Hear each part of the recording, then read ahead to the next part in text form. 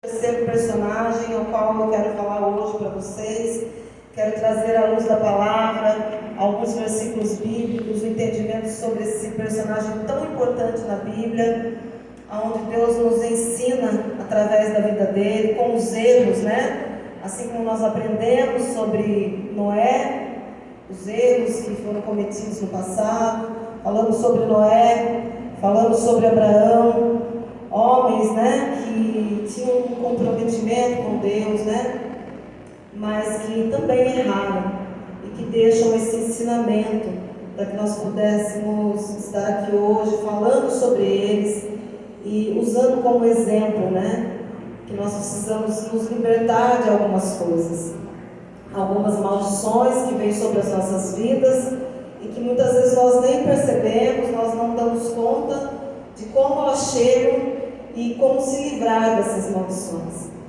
Então hoje eu queria que você abrisse sua Bíblia comigo no livro de 2 Samuel 11.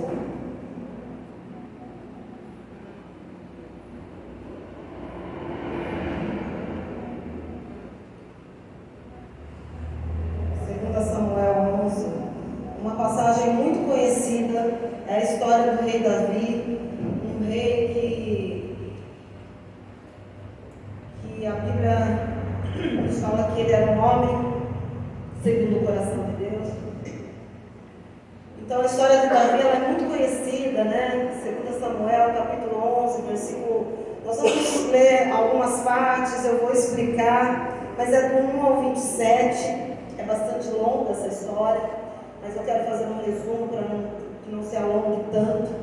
Diz assim: e aconteceu que, tendo decorrido um ano, no tempo em que os reis saem, enviou Davi a Joabe e a seus servos com ele e todo Israel para que destruíssem os filhos de Amon e cercassem a Rabá. Porém Davi ficou em Jerusalém. Amém? Pode se sentar. Essa é uma passagem muito conhecida, onde o rei Davi, eles estavam enfrentando uma guerra, nós lemos aqui no começo, né? Que eles estavam enfrentando uma guerra contra os filhos de Amon, era tempo de guerra, e o rei Davi, o rei de Israel, no tempo de guerra, depõe as armas e resolve ficar em casa descansando. Algo que não era para ele fazer, mas ele fez. E já deixa o ensinamento aqui para nós, que tempo de guerra é tempo de guerra, não é tempo de descansar. Davi, rei de Israel, ele depõe as armas e vai descansar e vai para o terraço. Você vai ler no decorrer dessa passagem que Davi, ele ali no terraço, ele avista uma bela moça chamada Batseba, a qual chama a atenção dele. Davi, ele tinha um harém de mulheres, ele poderia ter as mulheres que ele queria. Mas aquela mulher, ela era uma mulher casada, uma bela mulher, que chamou a atenção de Davi. Vocês já conhecem essa história, sabem como ela termina. Davi, ele manda chamar a Batseba e se deita com ela. Só que com o que Davi não contava, era com uma gravidez. Porque ele pode esconder o pecado, mas como esconder uma gravidez? Não é? Como esconder uma barriga? Nós estamos vendo a barriguinha da Suiane, tão lindinha, crescendo. Está crescendo, todos estão vendo. A nossa querida Liz logo estará aqui conosco. E não tem como esconder uma gravidez. Então Davi, ele tem um plano. Esse plano é trazer Urias, que é o marido de Batseba. Urias, ao contrário de Davi, sabia que era tempo de guerra e que precisaria batalhar as batalhas do Senhor. Ao contrário de Davi, que ficou ali e roubou a mulher dele. Então ele tem um plano, vamos mandar chamar Urias. O homem está na guerra, cheio de desejo sexual, vai vir e vai querer deitar com a sua mulher. O plano é perfeito. Ele se deita com Batseba e ninguém vai saber, a barriga vai crescer. E ninguém vai saber que esse filho é meu. Então ele manda chamar Urias para trazer notícias da guerra. Olha só que bobagem, né? Trazer notícias da guerra. Ele manda chamar alguém de lá para chamar o rapaz de lá, para de lá o rapaz trazendo isso da guerra. É a mesma coisa que eu falar assim: Vano, vai em São Roque, busca o pastor lá, para o pastor me trazer a notícia de São Roque. Não faz sentido. Mas ninguém questionava o rei. E Urias, como era um servo fiel, escudeiro fiel, com certeza foi todo alegre. O rei manda me chamar, né? Ah, que honra, vou lá, né? Urias foi. E nós sabemos que Davi, ele fala para Urias: vá para sua casa, fique com sua esposa. Qual era o pensamento de Urias? Não sou só eu que estou em abstinência sexual. Todos os que estão na guerra estão em abstinência sexual. Não é justo que eu venha e me deite com a minha mulher, que eu vá para minha casa descansar. E Urias ficou lá, de prontidão, na porta do palácio. Não foi. O primeiro plano de Davi falhou. Aí ele pensou: o que eu vou fazer? Eu vou embebedar, mais uma vez, a bebida. Lembra-se que eu preguei sobre Noé? Falei que Noé se embebedou, que muita gente fala assim: mas não tem problema, uma bebida, não tem problema, tudo me é lícito, mas nem tudo me convém. A pessoa, quando ela bebe, ela já não é mais a mesma coisa, ela não faz o que ela faz sã, ela não faz bêbado. Bêbado faz coisas que são jamais ele faria. Então ele tem esse plano, manda chamar Urias e fala: vou dar um jantar para Urias, vou fazer um banquete aqui para ele, vou oferecer uma bebida forte para ele, vinho, né? E aí sim, bêbado, ele vai se deitar com a mulher dele. Mas Urias era a prova de algo. Urias não se deitou com a mulher dele, ele era fiel, ele era a prova de algo. Então Davi, versículo 4, então Davi enviou mensageiros e mandou trazer, e entrando ela, olha só, aqui no versículo 4 fala que Davi mandou trazer Batseba, e entrando ela a ele, se deitou com ela, então consumiu. No versículo 5 diz que ela concebeu, ela engravidou.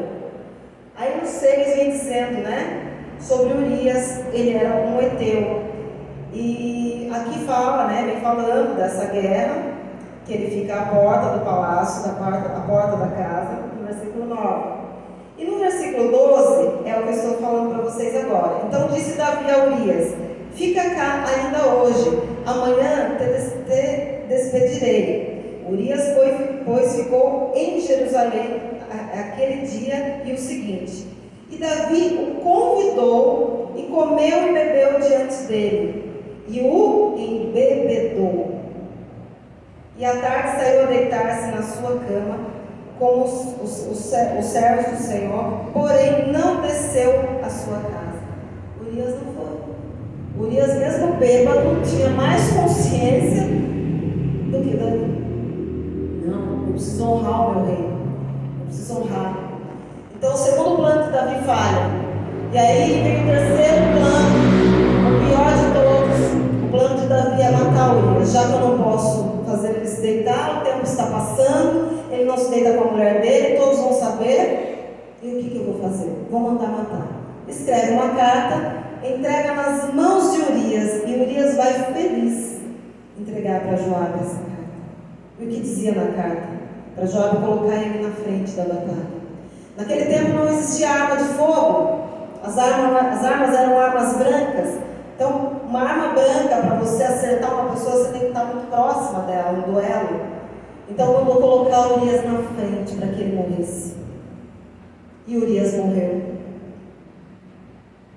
Urias morre, no versículo 17, diz assim: e saindo os homens da cidade, pelejando com Joabe, caíram alguns do povo dos servos de Davi. E morreu também Urias o heteu. O plano de Davi, o terceiro plano de Davi deu certo. Ele mandou matar. A criança nasce. Antes um pouco, Davi toma Batseba como sua mulher. E ainda fica bem na fita. Urias morreu. Ele se casa com a viúva. Olha como ele é bonzinho. Gente, eu estou falando de um homem que a Bíblia chama do homem segundo o coração de Deus. Ninguém é perfeito nessa vida. Ele se casa com a viúva e fica bem na vida. Ninguém faz conta de gravidez. Tem criança que nasce de 7 meses, tem criança que nasce de 8, tem criança que nasce de 9. Eles vão achar que o filho é meu depois que ela se deitou comigo, depois que o teu morreu. Então, Davi pôs em prática o seu plano, tudo deu certo, a criança nasce. Agora você vai um pouquinho para frente, no capítulo 12, uma folha à frente aí. A criança nasceu.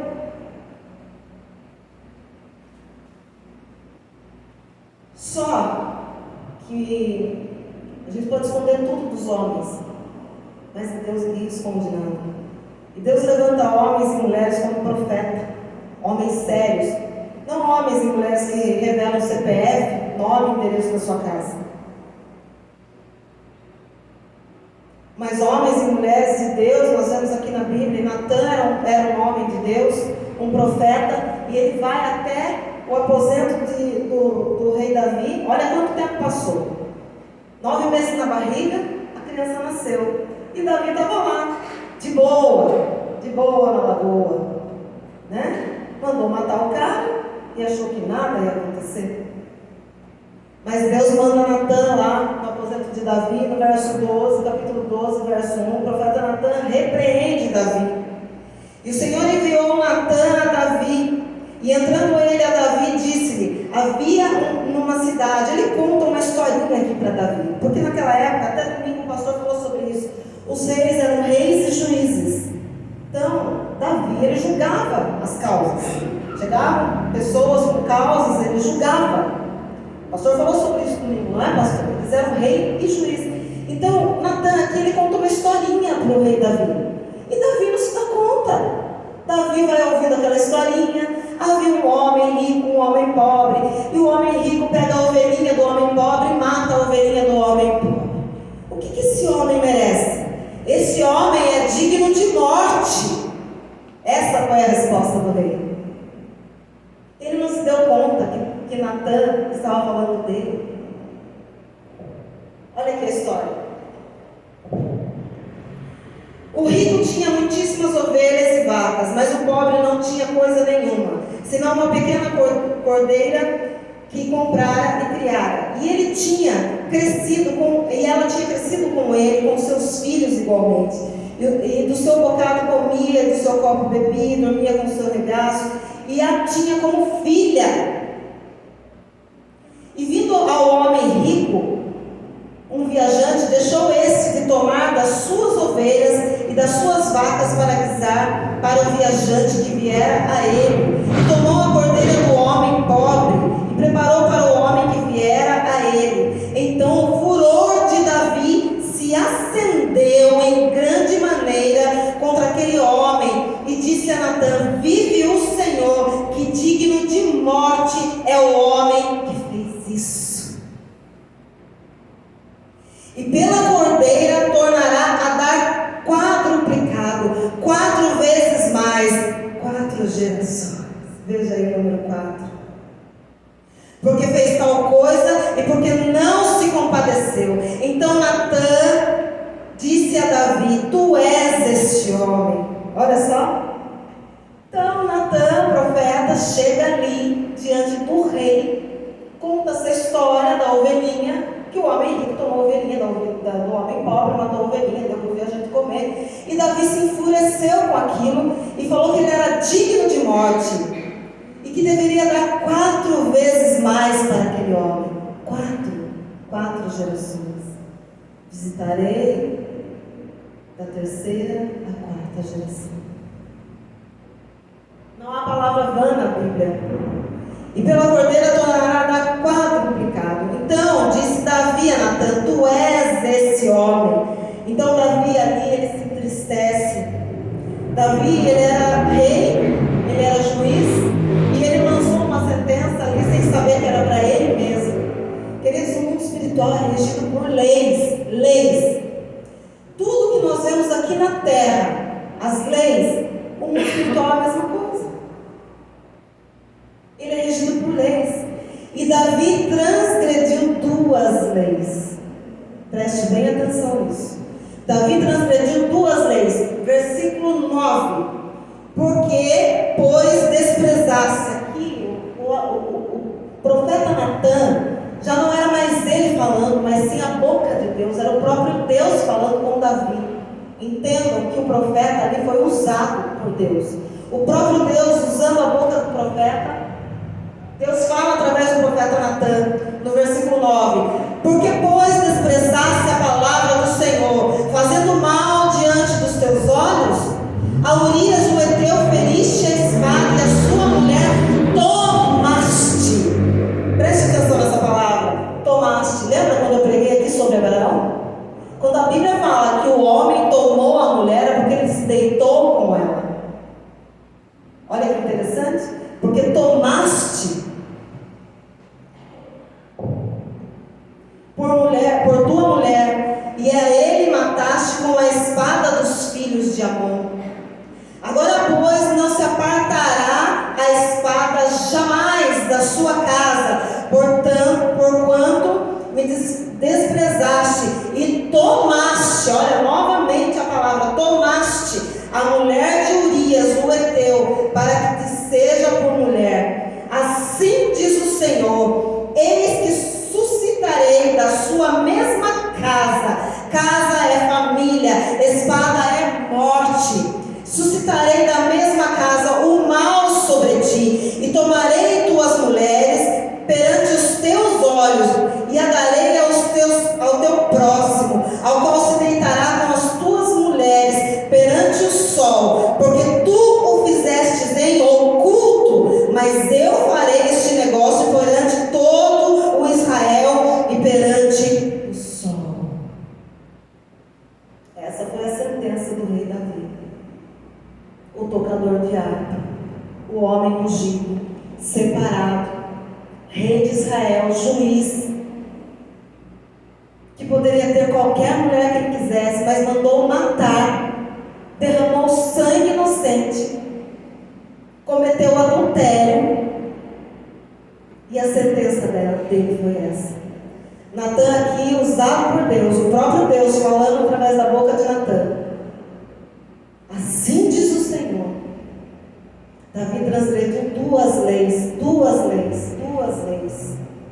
O adultério de um homem abre portas para espíritos imundos,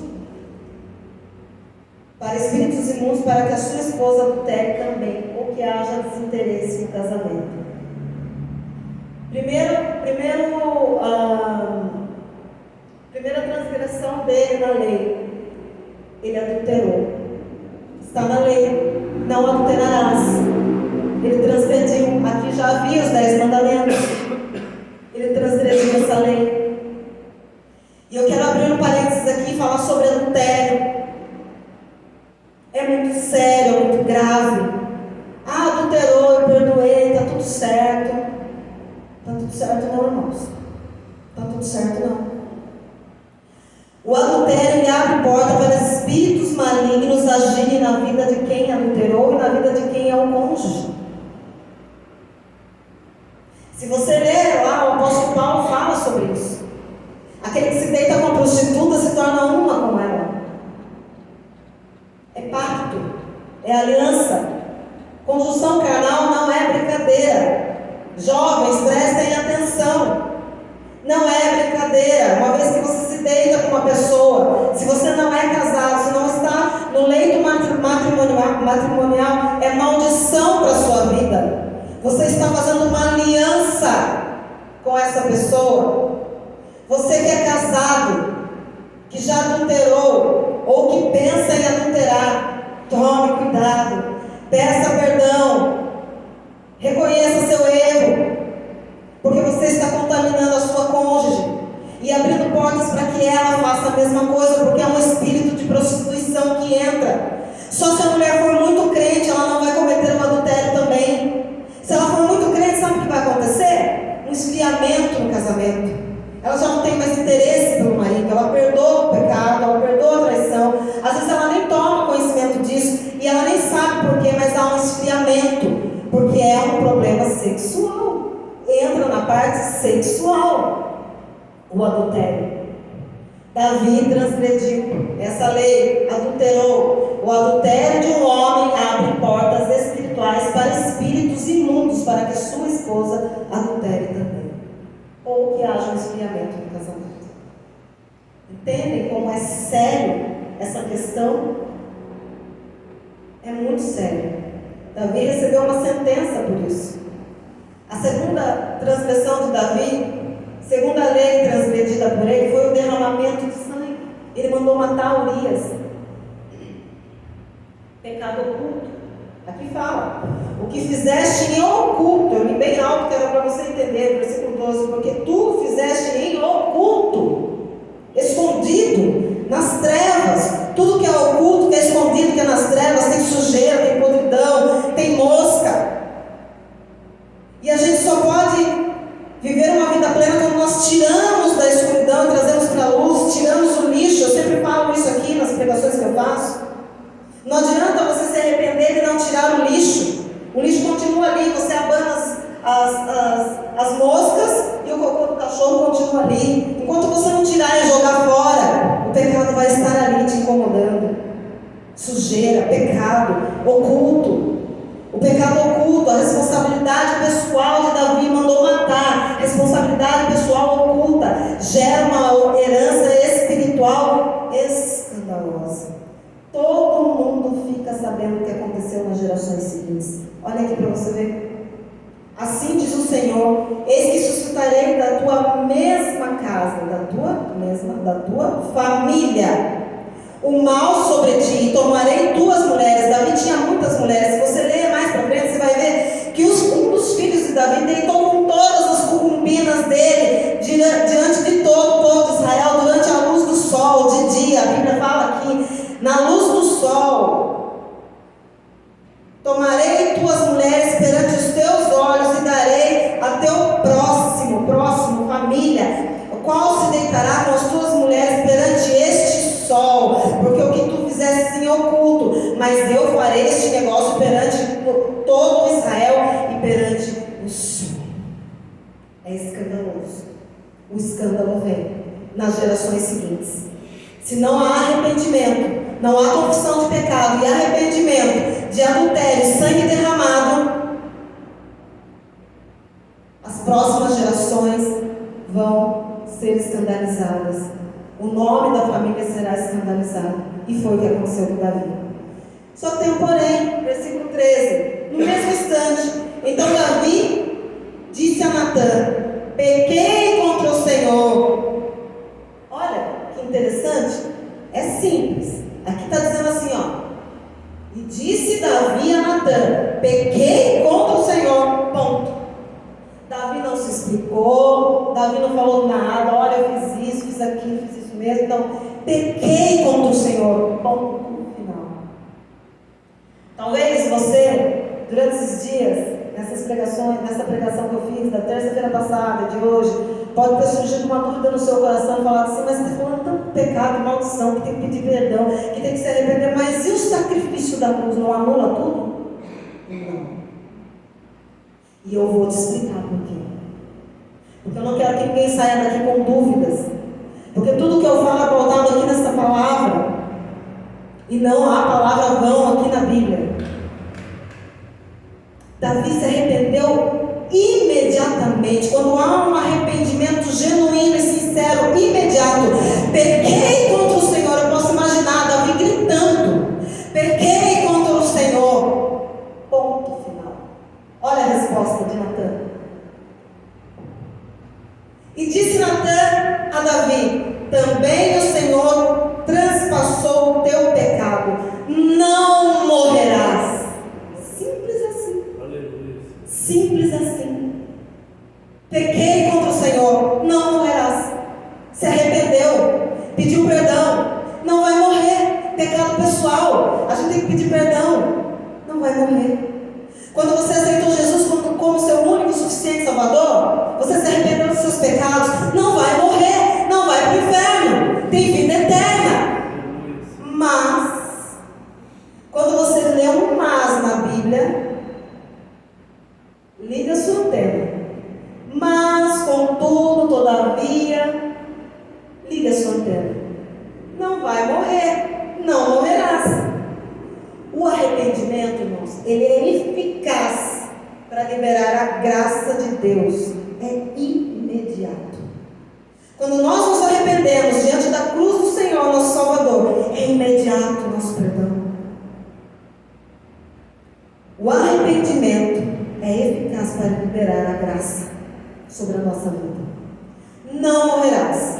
Mas, versículo 14 continua. Então, quando você vê um mas, língua portuguesa, mas, todavia, contudo, entretanto, mas, a minha Bíblia diz assim: todavia, porquanto com este feito deste lugar sobremaneira a que os inimigos do Senhor blasfemassem, também o filho que te nasceu certamente morrerá. Uma coisa, outra coisa. Salvação é salvação. Maldição é outra coisa. Você pode estar amaldiçoado, ter maldição na sua família, mas você vai ser salvo. Isso não vai impedir você de entrar no céu. Olha que interessante.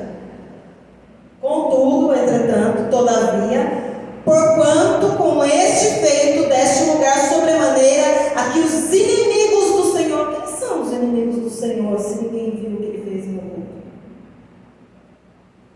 Foi feito em oculto. Ninguém sabia. Só Deus. Os inimigos do Senhor blasfemassem. Quem são os inimigos do Senhor? São os demônios. São esses demônios que vão todos os dias diante de Deus cobrar a nossa santidade. Olha lá, seu filho, o seu Davizinho querido, o tocador de harpa. Olha aí o que ele fez. É por isso que eu falei aqui aquele dia. A maldição é justiça de Deus. A maldição é justiça de Deus. Quando Caim matou Abel, Deus chama Caim e fala: onde está teu irmão? Até o pastor citou isso, né? Um amostradinho mesmo, gente. Que audácia! Eu aceito meu irmão? Sou eu tutor do meu irmão? Você jeito de falar com Deus, né, pastor? Amostradinho, desse jeito eu gosto. Eu dei tanta risada, pastor. Quando Deus fala com Caim, e Caim dá essa resposta para Deus, Deus fala para Caim: amaldiçoado será sobre a terra. Quem amaldiçoou Caim? Foi o diabo? Foi quem? Foi Deus. Quem são os inimigos de Deus? São os demônios. Se tudo foi feito em oculto, ninguém viu, os demônios viram. E foram diante de Deus cobrar essa causa. E eles fazem isso conosco. Os inimigos do Senhor são os demônios que chegam diante de Deus para nos acusar. Todos os dias fizeram com Davi. Você acha que vai fazer comigo, com você? Ah, mas Davi matou, eu nunca matei ninguém, não interessa. Ele é um acusador. Ele faz o papel dele bem feito. Ele faz o papel dele muito bem feito. O papel dele é acusar, mentir, roubar, matar, destruir. E ele faz isso muito bem feito. E fez isso com Davi. E porque fez isso, Deus dá uma sentença. Davi foi perdoado, não vai morrer, Davi. Davizinho, você não vai morrer. Mas o seu filho vai morrer. O filho do pecado. Por causa desse filho, ele matou. Ele derramou sangue. Sangue inocente, tinha sangue nas mãos dele. Vai morrer. Só que aí preste bem atenção quando ele fala, não sei a sua tradução como está, mas aqui fala: os inimigos do Senhor blasfemassem.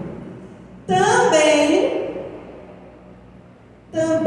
ou seja, vai morrer mais gente. Também, língua portuguesa, o filho que te nasceu certamente morrerá. Se ele está dizendo também, é porque vai morrer mais gente. Ele deu uma sentença aqui para Davi sobre a casa de Davi. Vai morrer mais gente. Maldição.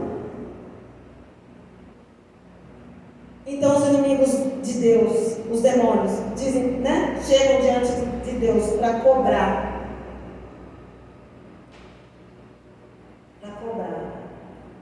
E a palavra do Senhor, ela diz, né? Visitarei a iniquidade dos pais aos filhos da terceira e quarta geração. E foi isso que os inimigos do Senhor fizeram. Maldição é um ato de justiça de Deus. Maldição é um ato de um juiz julgando com base na lei que ele mesmo criou. Lembra que eu falei aqui? O mundo espiritual é regido por leis. Maldição é a justiça de Deus. Maldição é um ato de um juiz. Deus é o quê? Deus é juiz. A base do seu trono é a justiça. A Bíblia diz que ele julga os povos com equidade. O que é equidade? Alguém sabe o que é equidade? Ele não faz acepção de pessoas. Ele não toma lado. Pode ser filho, vai ser julgado. Ele julga os povos com equidade. Ele é juiz, ele é o legislador. Então ele amaldiçoou. E o que ele disse para Abraão também? Abraão, ele falou a mesma coisa, lembra que eu falei aqui a semana passada? Abençoarei os que te abençoarem e amaldiçoarei os que te amaldiçoarem. Então, irmãos, é muito sério. A maldição que vem sobre um casal, sobre uma família, a maldição do adultério traz consequência de morte. Morte de primogênito. Se você vê numa família, todo filho homem que morre, o primeiro filho homem que morre, a irmã Mariazinha teve 5 filhos, o primeiro filho dela morreu, aí ela teve uma filha, teve outro filho, todos os primeiros filhos morreram, todos os primeiros netos morrem. Isso é uma maldição. Ou são duas causas, ou tem um derramamento de sangue, ou tem adultério. E derramamento de sangue não é só matar uma pessoa, como fez Davi, mandou matar. Pode ser um aborto. Lá atrás, lá no passado, uma vozinha que era, né? Como fala? Aborteira? Como fala? Quando abortava? A vozinha antiga. Então, abortava. Pode ser um aborto. Pode, por exemplo, quando eu falo para você que é, às vezes, necessário você fazer uma confissão de pecado pessoal, o que nós fizemos aqui a semana passada foi uma confissão de pecados geracionais. Por isso que todo mundo falou, ninguém ficou falando pecado de nada, todo mundo falou igual, foi forte, foi intenso. Vocês sentiram algo diferente? Porque foi muito forte aqui. Porque tudo que nós ligarmos na terra será ligado no céu, irmãos. Entendam isso. Tudo que é ligado na terra, o Senhor nos deu a chave dos céus. Então tudo que nós ligarmos na terra será ligado no céu. E o que for desligado, nós desligamos heranças espirituais aqui a semana passada. Amém. De uma maneira geral, dos nossos antepassados, familiares. Mas, se você tem algum pecado oculto que você não conta para ninguém, eu te aconselho a buscar alguém e confessar, se arrepender, confessar esse pecado, se arrepender. Porque às vezes você não cometeu um aborto, mas você financiou alguém. Aquela amiga, amiga, eu vou com você. Você vai fazer um aborto? Eu vou lá para te dar uma força. Você foi cúmplice desse sangue derramado. Aquele útero é um sepulcro. Entende? Então são muitas coisas. O sangue derramado, ele traz morte. Amém? Outra coisa que traz morte, que traz promiscuidade, é a idolatria. Eu falei um pouco disso na semana passada. A idolatria é algo que também ocasiona essas coisas. Traz morte, traz prostituição, casamento falido, casamento amaldiçoado, pessoas na família que não se casam de forma alguma. O pastor ficou impressionado. Eu mandei aquele vídeo da moça. Mandei para as intercessoras. Gente, é impressionante. Aquilo é uma maldição hereditária na família dela. Pode ser de uma idolatria. Pode ser de um adultério cometido no passado. É algo muito forte. Pastor, se quiser depois eu mando. O pastor coloca lá no grupo. Se quiser, para os irmãos verem. Eu achei impressionante. As irmãs ficaram impressionadas também. A moça, ela chega diante do moço, ele vai fazer um pedido de casamento para ela, parece uma família angolana, africana, algo assim, muita gente na casa. E o moço está ali de joelhos para fazer um pedido para ela. A reação dela é impressionante. Já é impressionante a maneira como ela vem numa euforia que ela não se contém, só que aquela euforia já não era mais ela. Um demônio se manifestou e não, a hora que ela faz assim, para ele pôr aliança no dedo dela, ela manifesta, ela começa a gritar. É a coisa mais horrível. É uma maldição hereditária. Provavelmente nessa família ninguém se casava antes dela, ou se casava, o casamento era destruído. Famílias que têm pessoas que são solteironas, que nunca casam uma atrás da outra. Uma atrás da outra, uma atrás da outra. Idolatria. A idolatria, a Bíblia fala, né? Tem olhos e não vê, tem ouvidos e não ouvem, tem boca e não fala, se torna igual a eles aqueles que o adoram. Eles são solitários, porque falando dos santos, dos santos, a imagem, eles nunca se casaram. São não sei o que, são não sei o que, são longuinhos, são a santa não sei o que, nunca se casaram, são solitários. Então se tornam igual a eles, aqueles que o idolatram. A idolatria também faz com que haja morte de crianças e promiscuidade e prostituição. Abra lá comigo no livro de Oséias. Oséias vai falar sobre isso. Oséias.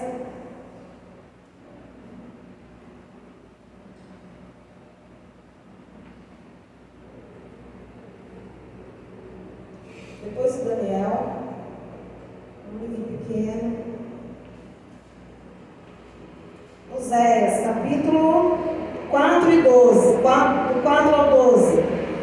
Oséias 4 diz assim, capítulo 4, versículo 12: O meu povo consulta a sua madeira e a sua vara lhe responde. Eles respondem, irmãos. Está falando que responde aqui, ó. Aqui está dizendo, eles respondem. O meu povo consulta a sua madeira e a sua vara lhe responde, porque o espírito de luxúria, ou algumas versões está escrito prostituição, os engana e eles se corrompem, apartando-se da sujeição do seu Deus. Sacrificam sobre os cumes dos montes e queimam incenso sobre os outeiros, debaixo do carvalho e do álamo e do outeiro, porque é boa a sua sombra. Por isso, por causa disso, por causa da idolatria, quando fala por isso, é por causa disso, por causa da idolatria, vossas filhas se prostituem e vossas noras adulteram. Alguém já leu isso alguma vez? É forte, irmãos. É forte. É a mesma Bíblia que nós temos. É a mesma. Mas por que não tem? Porque tem olhos e não vê, boca e não fala, ouvido e não ouve, torna-se igual a eles, aqueles que não adoram. Aqui fala que eles respondem, porque há um espírito por trás daquela imagem. O mesmo espírito que responde, o mesmo que está na encruzilhada, que responde, muda de nome. E aqui na parte B, do versículo 12, 13, diz: por isso, por causa da idolatria, vossas filhas se prostituem e as vossas noras adulteram. 1 Coríntios vai falar sobre isso, que tem demônio por trás disso. Vamos ler lá, 1 Coríntios 10, 19.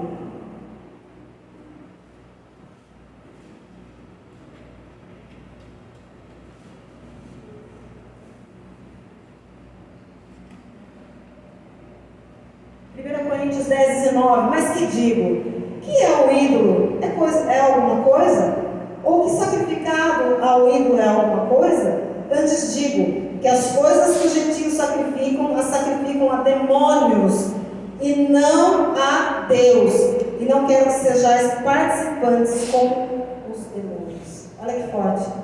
Aqui o apóstolo Paulo está falando sobre a idolatria. Romanos capítulo 1. Nós lemos Oséias no Antigo Testamento, agora estamos lendo o Novo Testamento. Romanos capítulo 1, versículo 23. O apóstolo Paulo vai dizer aqui: e mudaram a glória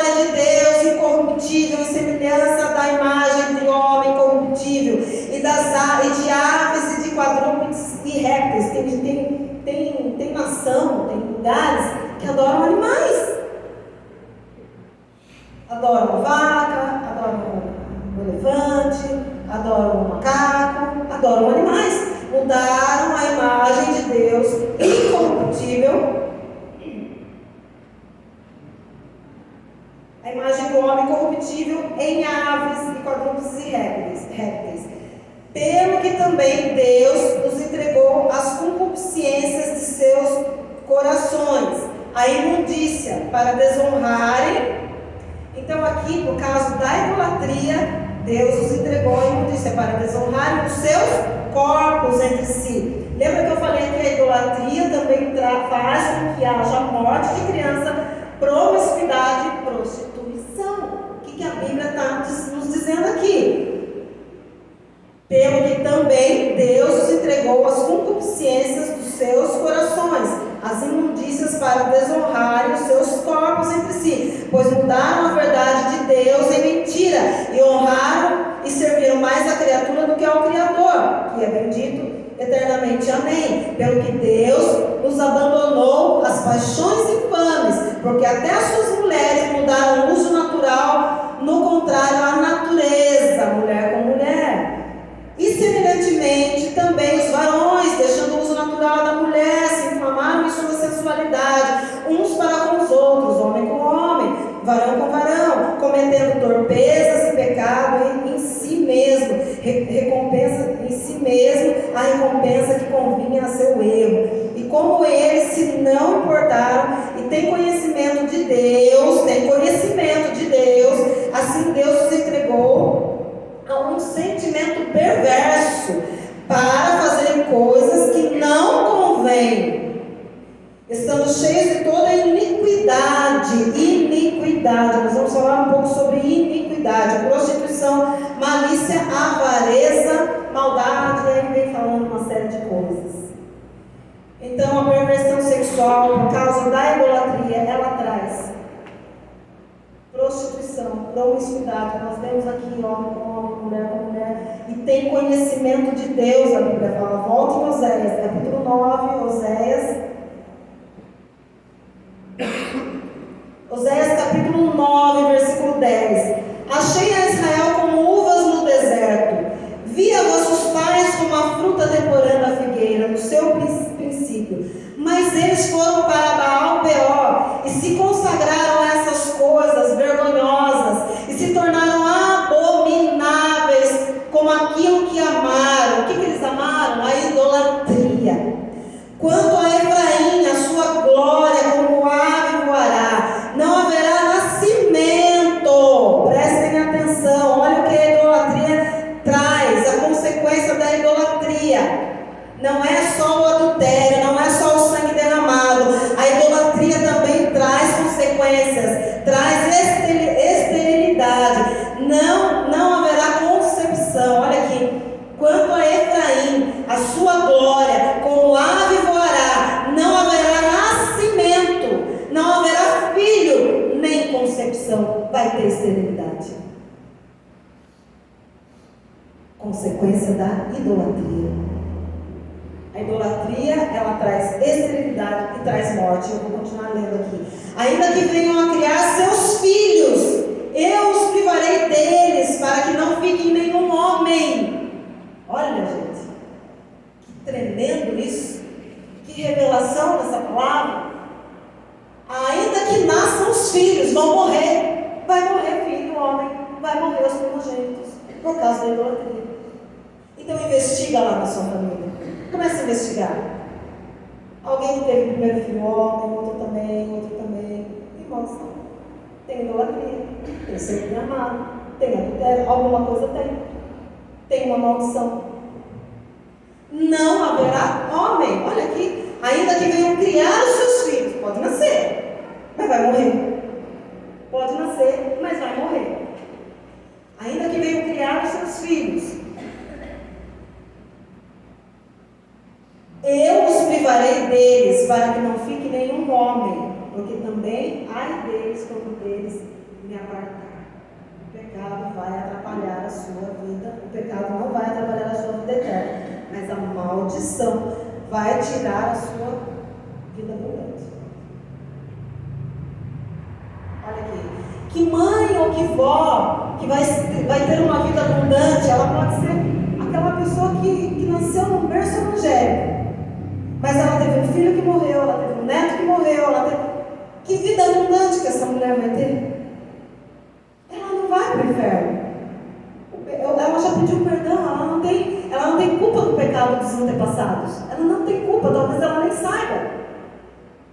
Ela não vai para o inferno por causa disso. Mas essa maldição que há sobre a vida dela vai impedir que ela tenha uma vida abundante. A palavra de Deus diz no livro de Isaías, se eu não me engano, se quiserdes e me ouvirdes, se quiserdes e me ouvirdes, se você quiser ouvir o que eu estou dizendo aqui através dessa palavra, se você quiser seguir o que diz essa palavra, se você quiser ir ouvir essa palavra, comereis o melhor dessa terra, e comereis não é só comer, é viver abundantemente, é viver o melhor de Deus, é viver uma vida plena até que o Senhor venha. Até que o Senhor venha. Se quiserdes. Ninguém é obrigado. Ninguém é obrigado. Mas é lamentável uma mulher enterrar seu filho, uma mãe enterrar seu filho, uma avó enterrar seu neto. Isso não é a ordem natural das coisas. Não é a ordem natural das coisas. Então, o pecado, ele vai atrapalhar a sua vida eterna. Se você tem pecado pessoal, peça perdão, porque senão vai para o inferno mesmo. Se não se consertar, vai para o inferno. Mas a maldição não. A maldição ela não tira a sua vida eterna, mas tira a sua vida abundante. As maldições afetam a vida do homem enquanto ele está na terra. Deus quer que você tenha a vida eterna até que ele volte. De Gênesis a Apocalipse, eu vou ver se eu consigo aqui completar tudo que eu coloquei. De Gênesis a Apocalipse, nós lemos aqui o Antigo Testamento, que fala das maldições. E aí você deve estar se perguntando, tá, tudo bem, mas você só leu o Antigo Testamento. Mas de Gênesis a Apocalipse, o Senhor Ele nos dá indicativos de ocorrência de heranças espirituais. No Novo Testamento, lá em Mateus, porque é como eu falo, a gente prega a palavra, mas a gente quer dar um endereço, para que não haja dúvida, nem de quem está aqui, nem de quem está ouvindo nesse vídeo. Até digo para você que não viu a primeira parte, está lá gravado, né, pastor, no YouTube? A pregação da semana passada, onde eu falei de Noé, onde eu falei de Abraão, das maldições que vieram sobre a vida deles, homens fantásticos, homens que são referência para nós. Hoje nós falamos de Davi, então nós vamos concluir esse estudo sobre quebra de maldição. Nós vamos concluir falando desses 3 personagens que são totalmente relevantes para a gente. Nós, como cristãos, temos Noé, Abraão, nosso pai na fé, temos Davi como referências. E como eu disse a semana passada aqui, o pecado deles, Deus não aliviou. Deus não aliviou porque era o Davizinho, não aliviou porque era o Abraãozinho, não, o Noézinho, não. Deus não aliviou para eles e não vai aliviar para nós. Maldição é a justiça de Deus. E eu quero provar para você aqui na Bíblia, que talvez esteja com dúvida no seu coração. Lembra que eu falei que eu não quero que ninguém saia daqui com dúvida? Ninguém saia daqui com dúvida a respeito disso. O Novo Testamento, Jesus fala sobre isso. Porque talvez até eu me perguntaria, mas ela está falando só do Antigo Testamento, mas onde está isso no Novo Testamento? Mateus 23. Mateus 23 fala, Jesus está confrontando os fariseus. Gente, Jesus, ele não tinha problema com o demônio. Mateus 23. Mateus 23, 13. Ele vai falando aqui, 13, né? Mas ai de vós, escribas, o 14, ai de vós, escribas, o 15, ai de vós, escribas, 16, ai de vós, condutores, ai de vós, escribas, insensatos, cegos. E Jesus vai confrontando eles. Jesus não tinha problema com o demônio. Não tinha.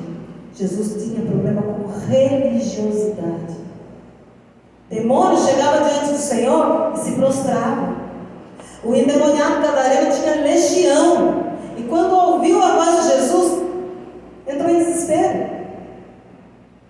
Então Jesus, ele nunca teve problema com o demônio. O demônio nunca foi problema. O problema sempre foram os religiosos. E aqui Jesus está confrontando os fariseus. Ai de vós, fariseus, ai de vós, ai de vós. No versículo 27 diz assim: 27, ai de vós, escribas e fariseus hipócritas, pois que sois semelhantes a sepulcros caiados. O que é um sepulcro caiado? É um túmulo bonitinho, branquinho por fora, todo adornado, porque os escribas estavam lá adornando os túmulos dos antepassados. Mas por dentro tem ossos, tem morte, tem podridão. Sepulcros caiados, que por fora realmente parecem formosos, mas interiormente estão cheios de ossos de mortos e de toda imundícia. Assim também vós exteriormente. Olha aqui Jesus comparando os escribas como um sepulcro caiado. São bonitos por fora, mas por dentro está cheio de morte, está cheio de imundícia, está cheio de podridão. Assim também vós exteriormente pareceis justos aos homens, mas interiormente estáis cheios de hipocrisia e de iniquidade. Algo diferente da iniquidade. Lembra que eu falei lá atrás? Iniquidade. Vou abrir um parênteses aqui rapidinho. Iniquidade é um pouco diferente do pecado, gente. Se você ler lá o Salmo 51, Davi escreveu o Salmo 51 no dia em que Natã o confrontou, no dia em que ele falou: pequei contra o Senhor, ele escreveu o Salmo 51. E lá ele se lamenta com Deus, ele fala: não me deixe, Deus, não me deixe, não se afaste de mim, não se afaste de mim. Vamos ler o Salmo 51, um pedacinho, eu quero mostrar para vocês. Ele falando da iniquidade. Salmo 51, rapidinho. Salmo 51. Eu entendi algo mais nesse salmo quando eu li. Por que Davi cometeu adultério?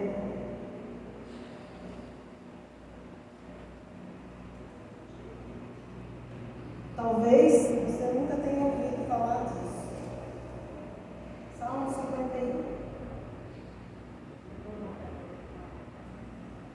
Talvez você nunca tenha ouvido falar disso, mas o pastor já falou aqui, eu já falei também.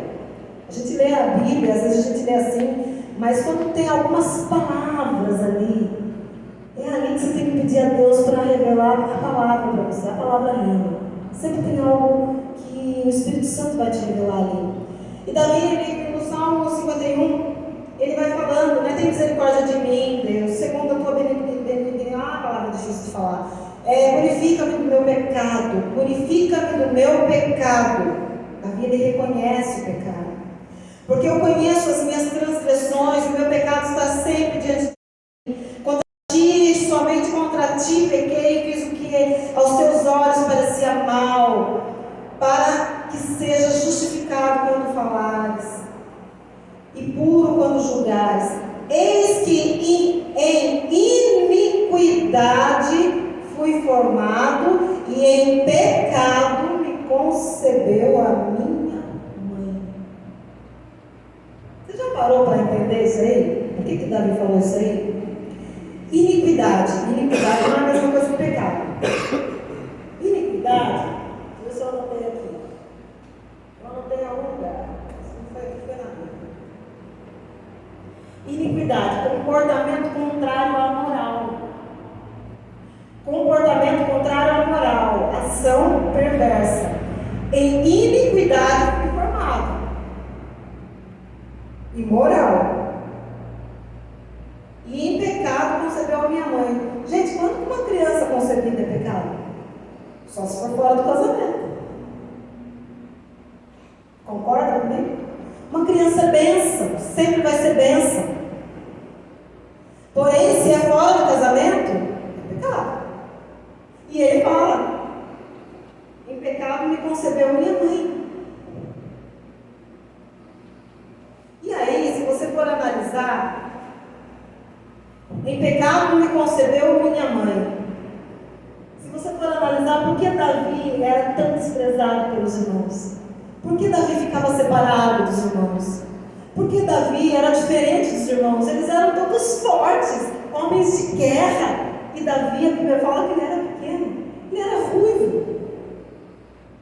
Ele era muito diferente. Aparentemente até o pai dele desprezava ele. Ele era deixado no pasto com as ovelhas. Porque muito provavelmente, entendendo à luz dessa palavra, Davi era um filho bastardo. A mãe dos outros não era a mãe de Davi. Por isso ele fala, em iniquidade fui formado.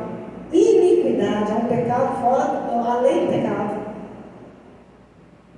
Em pecado concebesse a minha mãe. Agora vai lá atrás, lembra? Por que Davi cometeu adultério? Porque houve um adultério.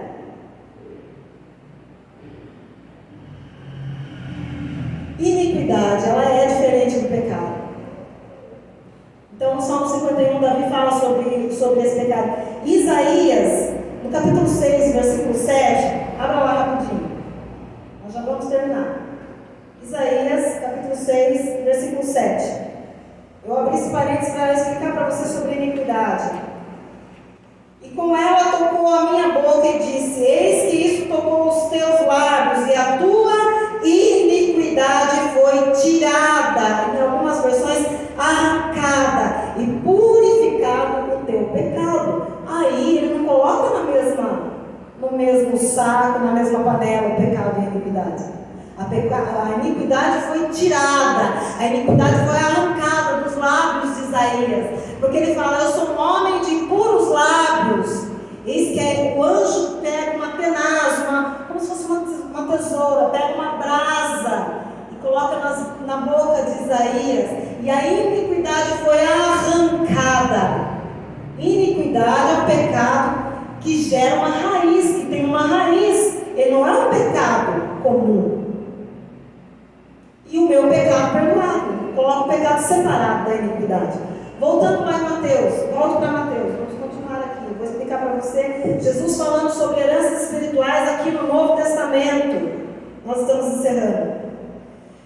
Ai de vós, escribas e fariseus hipócritas, pois que edificais os sepulcros dos profetas e adornais os monumentos dos justos, e dizei, se existíssemos no tempo dos nossos pais, nunca nos associaríamos com eles para derramar o sangue dos profetas. O que os escribas estão dizendo para Jesus aqui? Jesus está ali falando para eles, vocês são hipócritas, vocês são sepulcro caiado, vocês são bonitos por fora, mas por dentro está cheio de podridão, de imundícia. Vocês estão aí adornando o túmulo dos profetas, como seus pais fizeram. Mas quem matou os profetas? Foram seus pais. E eles estão dizendo, mas nós não temos nada a ver com isso, nós nem existimos. Olha o que eles falando. E dizer, se existíssemos no tempo dos nossos pais, nunca nos associaríamos com ele para derramar o sangue dos profetas. Aí Jesus diz, assim vós mesmos testificais que sois filhos dos que mataram os profetas, filhos dos que derramaram sangue. Enchei vós, pois, a medida de vossos pais. Cadê a água? Está aqui.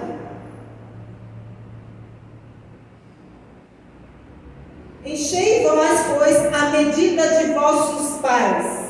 O que é encher a medida? Irmã, faz um favor para mim. Pega um copinho com água.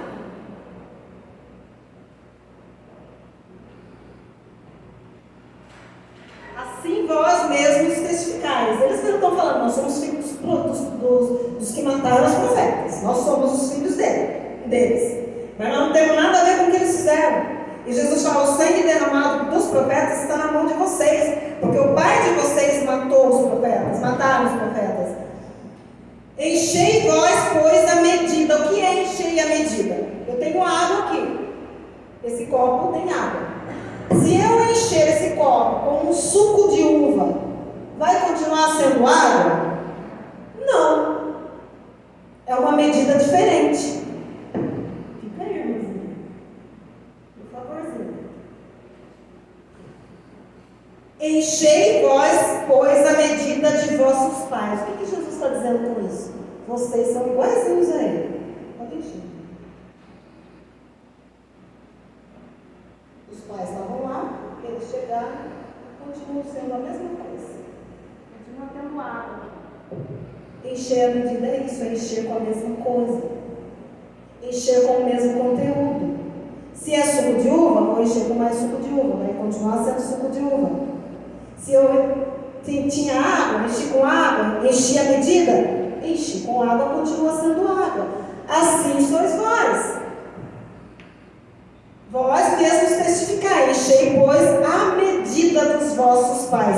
Serpentes, raça de víboras, como escapareis da condenação do inferno? Portanto, eis que eu vos envio profetas, sábios, escribas, e a uns deles matareis e crucificareis. O que eles fizeram com Jesus?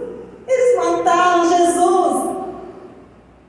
Tinha que ser consumado? Tinha, mas eles eram hipócritas, raça de víboras. Eles enchiam a mesma medida, eram igualzinhos os pais. Não mataram os profetas do passado, mas tinham sangue nas mãos. Vocês entendem agora o que quer dizer maldição hereditária? Tem no Antigo Testamento, tem no Novo Testamento. Jesus está dando prova disso para nós. Eu não podia deixar de falar isso para você, porque eu sei que tem gente aqui que estava com dúvida. Ah, mas ela está falando só do Antigo Testamento, isso não cabe mais para mim. Eu já aceitei Jesus como meu único suficiente Salvador, isso não vale mais. Jesus está falando aqui na sua palavra. Encher com a mesma medida. Nós somos a mesma medida dos nossos familiares. Então, se tem maldição, ela cai sobre nós.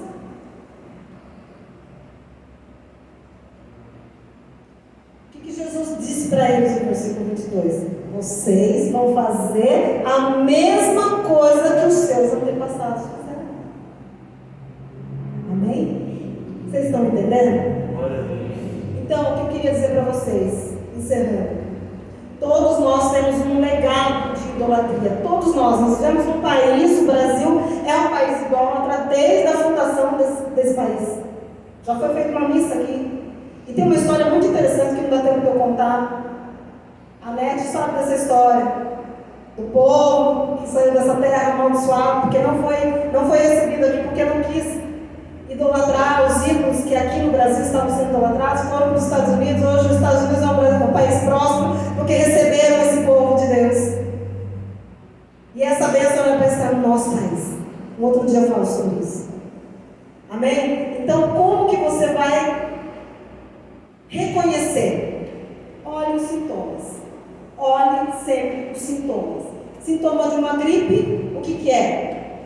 É a coriza, é a febre, é o espirro, é a tosse. Isso são sintomas de uma gripe. O que é o sintoma do Covid? Eu tive dor no quadril, já expliquei aqui a semana passada. Isso ainda não é o Covid, são sintomas. Você tem que examinar a sua vida. Examine os sintomas. Amém?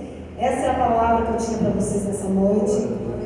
Eu agradeço muito, muito, muito a Deus por isso, porque é o que eu falo. Eu tenho mais 5 minutos.